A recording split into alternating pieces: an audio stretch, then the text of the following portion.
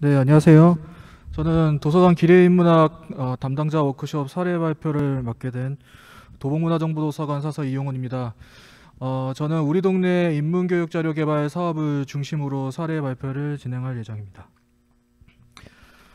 어, 우리 동네 인문교육 자료 개발 사업에 대해서 잘 모르시는 도서관이 많을 거라고 예상됩니다. 제가 알기로 2020년도에 20개관 정도가 선정이 된 걸로 알고 있고요.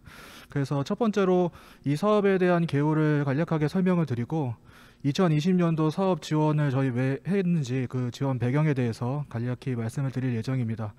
그 후에 2020년도 저희 성과물인 쌍문 모음집에 대해서 콘텐츠를 좀 설명을 드릴 거고요. 마지막으로 2021년도 연계해서 어떤 사업을 할 예정인지 간략하게 설명드리고 마무리하겠습니다.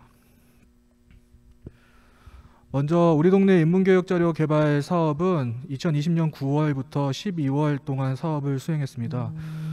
보통 이 사업이 9월부터 시작을 했지만 업무 협약을 9월 말에 했거든요. 그래서 사실상 사업 수행 기간이 10월부터 11월 약 2달간 정도밖에 없어서 굉장히 타이트한 일정으로 진행됐던 게 기억이 납니다. 이 사업의 목적은 도서관 기리문화 교육 콘텐츠로 활용할 인문자원을 발굴하고 마을 문화에 대한 연구나 기록, 교육 콘텐츠로서 친근한 주제의 스토리텔링 인문질서를 발간하는 데 목적이 있습니다. 친근한 주제의 스토리텔링 이 부분이 굉장히 힘들었고요. 이 부분을 끝까지 고민하는데 시간이 많이 소요된 걸로 말씀을 드립니다. 사업 내용을 보시면 사실 저희 도서관에서 어떤 콘텐츠를 제작하는 것은 사서의 업무량에 봤을 때 굉장히 무리가 있습니다. 이 사업이 고마웠던 거는 출판사나 서점, 문화기획자나 인문 활동가 등 다양한 부분에서 연계가 가능했고요. 사서의 업무 부담이 많이 줄었고 저희가 신경 쓸 것은 이 사업을 진행하는 부분하고 컨텐츠를 어떤 걸 만드는지 서로 협의하는 부분이었기 때문에 사실상 이 부분이 아니었으면 지원이 어려웠을 것 같다라는 생각을 하고 있습니다. 처음 공고가 났을 때는 2년간 단계별로 지원을 해주실 걸로 예상을 하고 공모를 했었는데 20년에는 사전 기획이나 조사 탐구 영역이었어요. 그래서 성과물을 굳이 인쇄물로 제작을 하지 않아도 됐었고요. 디지털 책자 형태로 150페이지 정도 되는 분량을 요구를 했었기 때문에 상대적으로 부담이 좀 적었습니다. 물론 저희는 이제 예산을 잘 활용해가지고 인쇄물로도 제출을 했었고 처음 지원할 당시에 2021년까지 저는 고려를 하고 이 사업을 진행을 했었어요.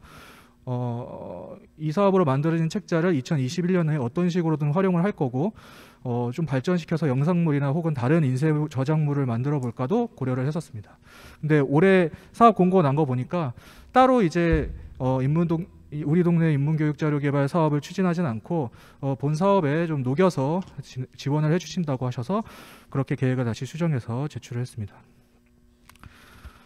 지원 배경은 다음과 같습니다. 사실 제가 공모 사업을 담당하고 있는 입장에서 2020년은 굉장히 어려운 한 해였어요.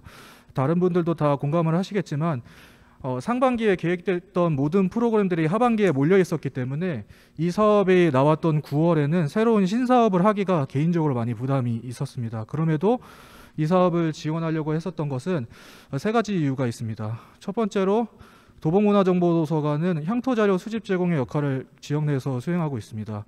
대부분의 공공도서관들이 일부 이 역할을 수행하고 있으실 텐데요.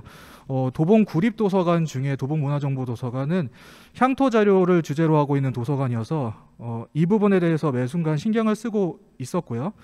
두 번째로 이건 제 개인적인 의견인데 향토자료가 생각보다 수집이 굉장히 어렵습니다. 저희가 원하는 시기에 원하는 자료를 수집하기가 굉장히 어렵고 수동적으로 기증을 통해서 수집을 할 수밖에 없는 상황이 많은데 그렇다 보니까 도서관에서 생산의 주체가 되면 어떨까라는 생각을 개인적으로 많이 했고요.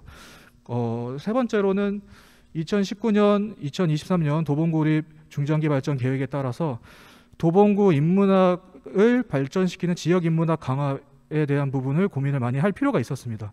제가 공모사업 담당자이기 때문에 이 부분을 계속 다른 공모사업에서도 좀 녹여서 하려고 하는 고민이 있었고 내부 사업을 진행할 때도 이 부분이 항상 고민이었거든요. 그런 와중에 이제 인문동네 우리 동네 인문교육자료 개발 사업이라는 게 공고가 나서 아무리 바빠도 이 사업은 좀 진행을 하고 2021년에도 한번 연계해서 프로그램을 진행해야겠다 이런 생각을 하게 됐습니다.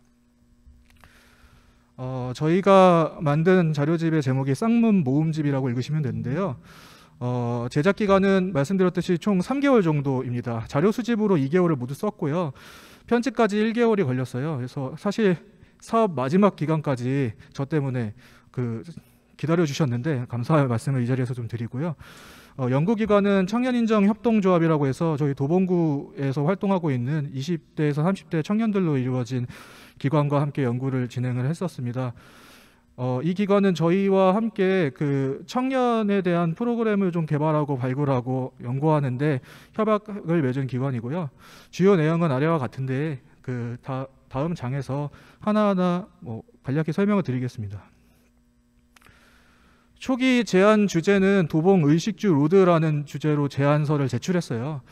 인문이라고 하는 것은 사람이 사는 이야기잖아요. 결국은. 근데 사람이 사는데 의식주를 빼놓고 설명하기가 굉장히 어려웠고, 따라서 의식주라는 카테고리 3가지로 나눠가지고 조사를 해보고 기록하는 것이 재밌겠다라는 생각을 해서 의식주라는 카테고리 3가지로 나눴었고요. 도봉구가 전입 인구보다는 전출 인구가 많은, 그러니까 정주율이라고 하죠.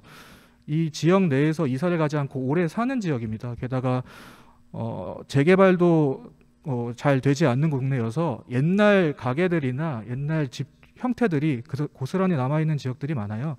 그래서 그런 지역들 위주로 현재와 과거를 좀 넘나들면서 얘기를 나눌 수 있는 기록을 해보면 좋겠다라는 생각을 했고요. 더불어 그렇게 오랫동안 옛스러움을 가지고 있던 동네이기 때문에 상대적으로 부동산 가격이 좀 저렴한 편입니다. 그래서 새로 창업을 하거나 새로운 시작을 하려고 하는 20, 30대 젊은 사장님들도 많으셔서 그런 부분을 같이 담아보면 괜찮겠다라는 생각을 하게 됐습니다. 이런 내용으로 제안서를 제출했고 평가를 받은 내용인데요. 요약해보면 연구의 필요성은 인정해 줄 수 있는데 도봉구만의 특별한 주제로 삼기에는 조금 무리가 있다. 대도시의 일반적인 변화 과정에서 도봉구는 어떤 상황으로 변화했느냐를 좀 부각시키는 것이 좀 더 효율적일 것 같고, 응답하라 1988이라는 좀 공전의 히트의 드라마를 활용해서 쌍문동이라는 지역을 브랜드화하면 좋겠다라는 의견을 심사위원분께서 주셨어요. 그래서 평가사항을 반영해서 도봉구 전체로 포괄하는 것이 아니라 쌍문동으로 내역을 조금 집약해서 구성을 변경하기로 했습니다.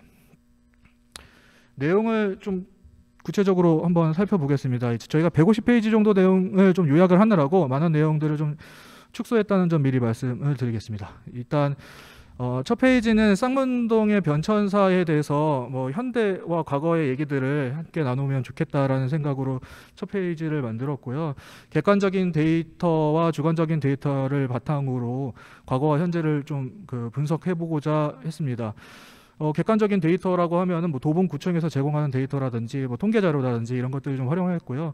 주관적인 데이터는 다양한 연령대의 주민들과 인터뷰를 통해서 내용을 좀 취합을 했습니다. 이 과정에서 편집 방향에 대한 부분을 조금 수정을 하기도 했고요. 아무래도 저도 이제 도봉구에 지금 거주하지 않고 있고 도봉구에서 일한 지도 몇 년 되지 않았습니다. 그리고 이제 이 연구를 하고 계신 분도 도봉구에 사신 지 얼마 안 되는 젊은 분이었기 때문에 얘기를 하다 보니까 저희가 생각했던 부분 외에 다른 좋은 의견도 있으셨고, 그런 내용들을 담아서 내용 편집 부분에서 좀 반영을 하게 됐습니다. 그리고 뒤에서 말씀드리겠지만 이런 과정을 통해서 이 이용자들이 직접 책을 만들어 보는 것도 재밌겠다라는 아이디어가 떠올랐었고요.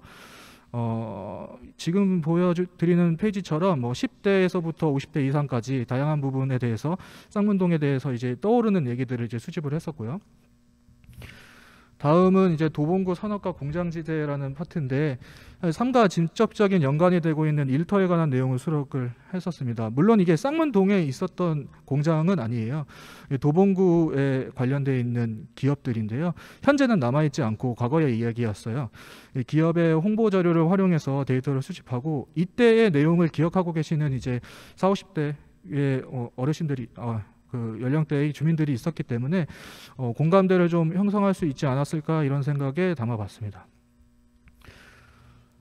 쌍문동 세월과 함께 산호라면이라는 파트는 말씀드렸듯이 이 쌍문동이라는 동네, 그러니까 도봉구라는 동네가 노포라고 하죠. 오래된 가게들이 굉장히 많습니다.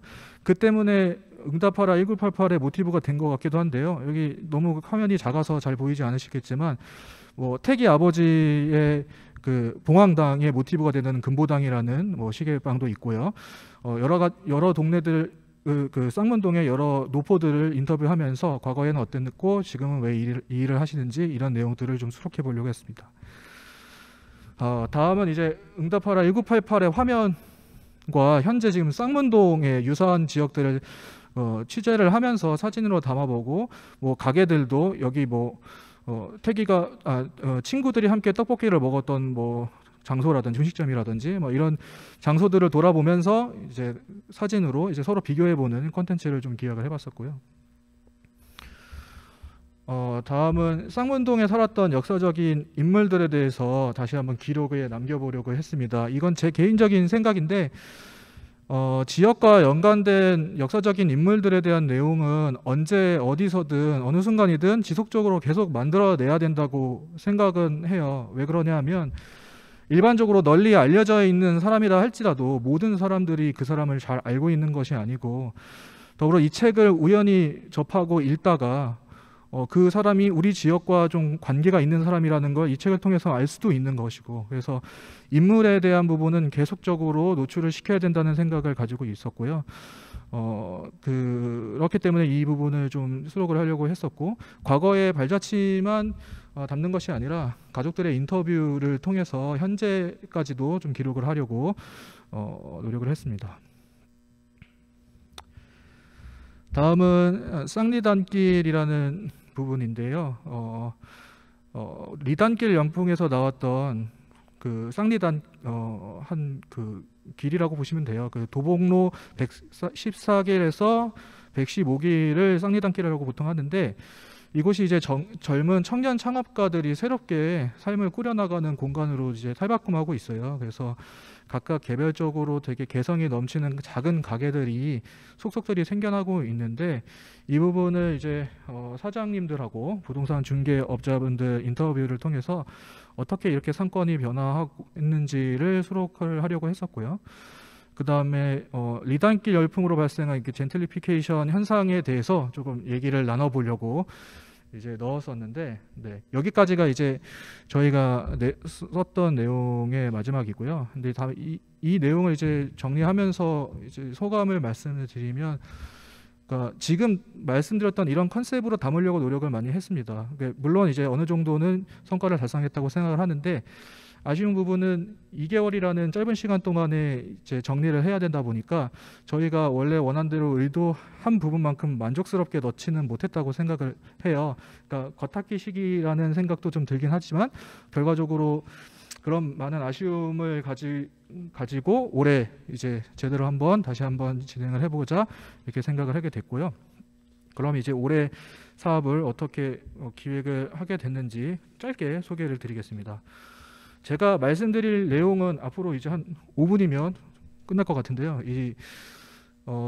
올해는 MZ세대 도봉 활용법이라는 타이틀로 이제 사업 기획을 했었어요. 왜 이제 짧게밖에 설명이 안 될 것 같으냐고 말씀드리면 사실 이제 이용자분들하고 이제 만들어갈 부분이기 때문에 제가 기획을 많이 하진 않았습니다. 그러니까 이게 무슨 말이냐면 저희 총 12회로 프로그램을 기획한 것 중에 1, 2부로 나눠서 1부는 저희가 왜 이렇게 지역 자료를 개발해야 되는지, 다른 지역에 제대로 된 사례는 어떤 것이 있는지, 그리고 책을 이제 만들어보고 이런 데는 어떤 역량이 필요한지에 대해서 수업을 진행하고 탐방을 하는 게 일부로 이제 있고요. 이 부분은 이제 제가 이제 계획을 해놨는데 그 이후에 있는 부분들은 거의 대부분 멘토링 수업이 될 겁니다. 그래서 참여자분들과 같이 어떤 컨텐츠를 제작할 건지부터 시작을 그때부터 해보려고 해요. 되게 모험적인 시도라고 저는 생각하고 있는데 충분히 가능할 거라고 생각하고 한번 시도를 해보려고 합니다. 기본 방식은 대면으로 진행을 할 거고 정부 지침에 따라서 비대면으로 바로 전환을 할 건데 대상이 청년이기 때문에 대다수 대학생으로 파악이 되고요. 그렇기 때문에 아마 비대면으로 전환하는데 이렇게 어렵지는 않을 거라고 예상을 하고 있습니다. 그리고 비대면으로 전환을 했을 때 또 저희가 용이한 게 저희는 지금 이 책자를 만드는데 각 파트별로 조를 나눌 생각을 지금 하고 있거든요.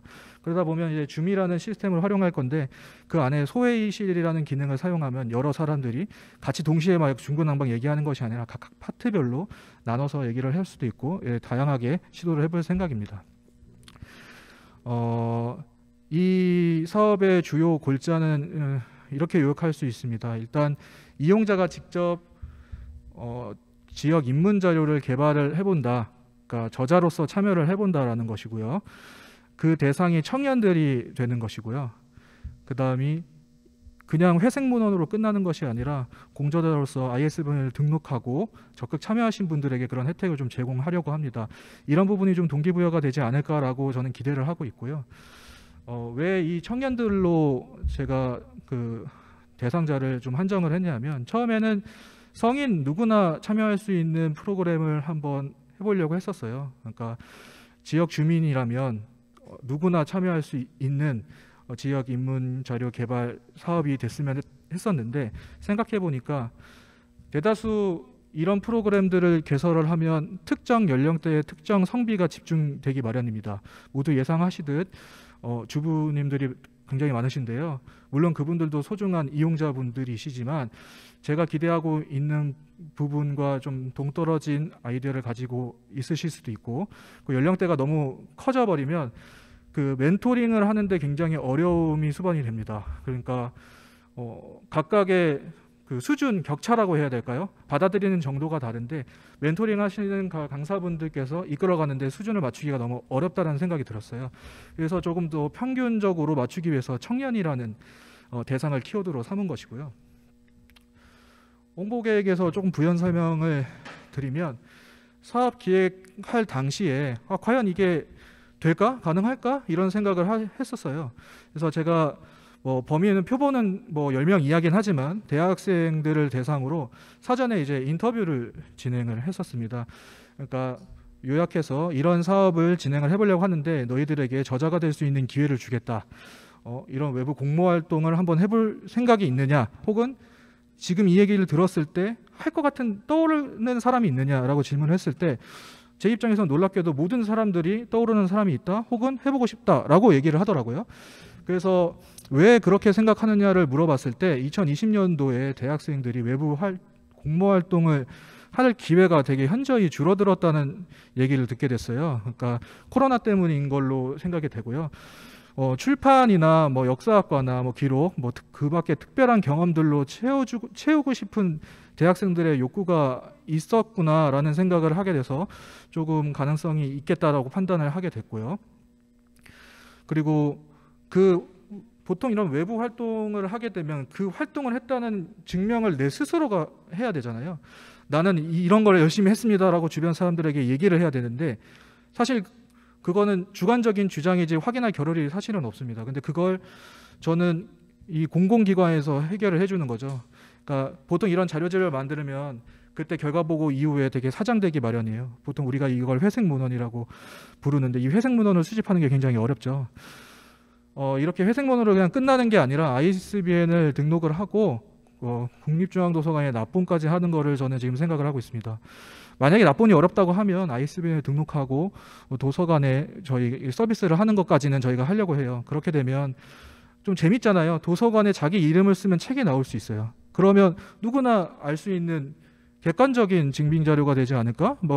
그런 걸 떠나서 이 경험 자체가 되게 재밌게 느껴지지 않을까라고 이제 저는 예상을 해본 거죠. 그럼 실현 가능한 거리에 실현 가능한 대상이 있느냐? 도봉문화정보도서관 기준으로 봤을 때 40분에서 1시간 거리에 위치한 대학교가 10개교 정도 됩니다. 지금 지도에 나와 있는 학교가 전부는 아니고요. 좀 더 넓게 가면 고려대학교도 있고 사실상 교통으로 올 수 있는 거리에 있는 대학이 생각보다 많이 있었습니다. 그래서 저는 이 대학교에 마치 이제 제가 기계인문학 사업으로 공모에 선정이 됐지만 이런 공모 활동을 해보겠냐고 포스터도 뿌려볼 거고 공문으로 요청도 해볼 거고 적극적으로 홍보를 해가지고 대학교 학생들을 대상으로 좀 모집을 할 예정에 있고요. 사실 이런 공문을 보내면 조교들이 게으르면 학생들까지 잘 전파가 안 됩니다. 저도 조교를 해봤기 때문에 잘 알고 있고요. 그래서 저희 그 현장 실습을 나왔던 학생들이나 뭐 근로학생이나 어쨌든 저쨌든 제가 알고 있는 모든 그 인력풀을 동원해서 그 학생들만의 커뮤니티에 한번 올려볼 생각을 하고 있습니다. 네. 지금 이 정도로 노력하면은 그래도 20명을 목표로 하고 있는데 10명 이상은 모이지 않을까요? 이런 생각을 좀 하고 있고요. 많이 모이면 많이 모인 대로 그것도 되게 어려울 것으로 예상하기 때문에 적당히 아주 만족스러운 대상자가 모였으면 하는 개인적으로 바람이 있습니다. 그 주의사항을 하나 말씀드리겠습니다. 다른 거는 없더라고요. 저작권이 가장 큰 문제입니다. 이제 작게 제가 킹작권이라고 썼는데 인터넷상에서 좀 강조하고 싶을 때 킹이라는 단어를 좀 붙여요. 그래서 저도 자주 쓰는 단어인데 저작권이 전부더라고요. 제가 2020년도 자료를 만들 때 가장 힘들었던 부분이 바로 이 저작권 부분이었습니다. 자료를 수집할 때 저는 이 자료를 이제 공익적인 목적으로 사용하고 싶어요. 이 이미지를. 근데 이 이미지의 원 저작자가 연락이 닿을 겨를이 없어요. 시간도 너무 부족하고 그 시간에 그 연락을 이제 기다리기도 너무 어렵고 그래서 이제 그 자료를 사용하지 못하고 포기하거나 뭐 여러 가지 좀 사유들이 좀 있었는데 사람의 문제더라고요, 결국은. 그러니까 한두 사람이 이 책을 만들다 보니까 손이 부족해서 나오는 문제점이었어요. 그걸 좀 해결해 보려면 어떻게 할 수 있을까라는 고민을 하다가 또 이용자분들과 함께 만들면 어떨까라는 생각이 하게 된 거죠. 결국엔 손이 많아지면은 이 부분도 어느 정도 해결이 될 수 있겠다라는 생각이 들더라고요. 그래서 이런 책자를 만들 때 저희는 지금 모두 이용자분들이 직접 찍고 촬영한 것들로만 활용을 하려고 좀 노력을 하고 있고요. 그렇게 할 생각이고요.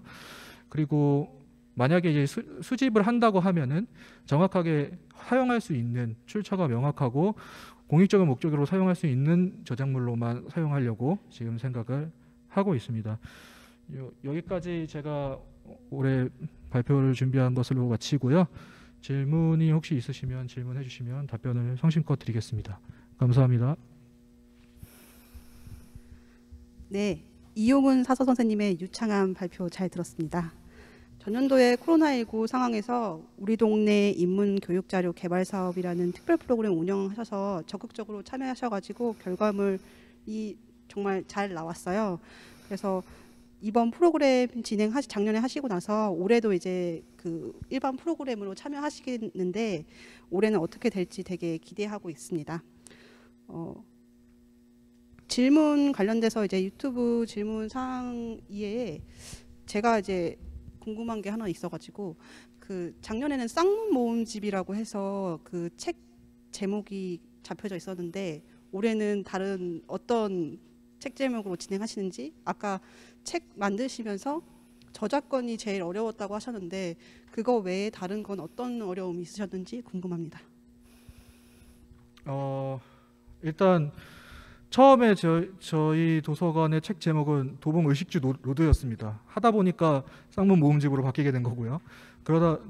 지금 그러니까 저희는 아직 책 제목이나 타이틀 명이 정확하게 정해져 있지는 않아요. 이거는 사실 좀 제 개인적으로는 모험적인 일이라고 생각하는데 저는 하면서 찾아볼 생각입니다. 그러니까 제가 어떤 이용자들을 만날지 어떤 사람들과 어떤 컨텐츠를 만들지 전혀 예상이 안 되는 상황이에요. 저는 대상을 대학생이라고 한정짓지 않고 청년 20, 30대라고 지금 생각하고 있기 때문에 어떤 분들로 어떤 역량을 갖춘 사람들이 모이게 될지 저는 알지를 못합니다. 그래서 제가 오히려 아이디어를 한정짓게 되면 결과물에 더 안 좋은 영향을 미칠 거라고 생각을 해요. 저는 이제 그들이 잘 활동할 수 있고 잘 유도를 할 수 있게 물꼬를 터주는 역할을 한다고 생각을 하고 있고요. 그래서 제가 어떠한 주제로 이제 제시를 하지는 않을 생각입니다. 그래서 지금 정해진 바는 없다고 감히 말씀드릴 수가 있을 것 같고요. 다만 이제 대상을 모집할 때 그냥 이런 프로그램에 참여하실 분들 오세요라고 하지는 않을 겁니다. 이 멘토링을 준비하는 강사분께서도 얘기하신 건데요. 그 감히 발칙한 상상을 좀 해봤어요. 그러니까 저희가 이용자를 고르면 어떨까 이런 생각도 해봤습니다. 그러니까 우리는 보통은 선착순으로 사람들을 모집하죠. 공정성을 기하기 위해서인데요. 한번 이런 자격을 갖춘 사람만 지원해 주세요 한번 해볼 생각도 좀 고민을 하고 있어요. 그래서 사진을 찍는데 능력이 있는 사람이라든지 뭐 글을 쓰는데 뭐 책을 편집하는데 능력이 있는 사람들 위주로 한번 모집을 할 생각도 하고 있고, 그게 가능한지는 좀 검토를 해봐야 되는데, 그러니까 대상자를 좀 선별할 생각입니다. 그렇게 되면 조금은 유도할 수 있는 부분이 있을 것 같아서요. 그리고 더 어려운 점이라고 하면은 사실 시간이었습니다. 시간이었고요. 그 시간이 많다고 해서 결과물이 좋을 거라고 확신할 수는 없죠. 하지만 절대적인 시간이 조금 부족하긴 하더라고요. 그래서 올해는 그 시간을 좀 잘 안배를 해야 되겠다라는 생각은 하고 있고, 작년보다 한 달 정도 더 기간을 두고 만들 생각입니다. 네. 그리고 추가적으로 이운영님께서 주위의 대학교, 올해 같은 경우에 주위 대학교에 홍보하신다고 하셨는데 홍보 방법 어떻게 하실 건지, 직접 방문을 하시는 건지 궁금하다고 하시네요. 직접 방문해서는 몸이 10개라도 모자랄 것 같고요. 홍보 자료를 만들어서 인쇄 배포할 겁니다. 일단은 포스터와 이제 리플렛을 제작을 해서 배포할 예정이고요. 감사하게도 이 사업을 진행을 이렇게 연계해서 하게 되는 경우에는 추가 이제 지원금이 있어요. 물론 이제 책자 인쇄비로만 활용할 수 있는 부분인데, 그 부분이 있어서 홍보비를 조금 많이 책정할 수가 있었어요. 그래서 홍보비로 만들어진 일단 인쇄물을 보낼 거고요. 그다음에 저는 사실 이런 오프라인 그 포스터나 리플렛으로 많은 홍보 효과가 있을 거라고는 기대하지 않습니다. 제가 보니까 학생들만 이제 들어갈 수 있는 커뮤니티들이 있더라고요. 학교마다. 그런데 어떻게든 올려볼 생각을 하고 있습니다. 네. 그리고 마지막으로 그 수성구립 용학도서관에서 작년도에 이제 책 만들었을 때 비용은 예산이 오버되지 않았는지, 그리고 이제 예산이 얼마 정도였는지, 그리고 ISBN 발행해서 납본하셨는지 확인 요청을 하셨습니다. 작년에는 ISBN을 발행하지 못했고요. 당연히 이제 그 회생 문헌이었습니다. 그리고 발행 비용 예산은 넘지 않았고요. 작년에 이제 연구하시던 분께서 그 편집 디자인을 좀 하실 줄 아시는 분이었어요. 다행히도. 그러니까 그분이 내집 편집 디자인을 다 해버리니까 순수하게 인쇄 비용만 남게 되더라고요.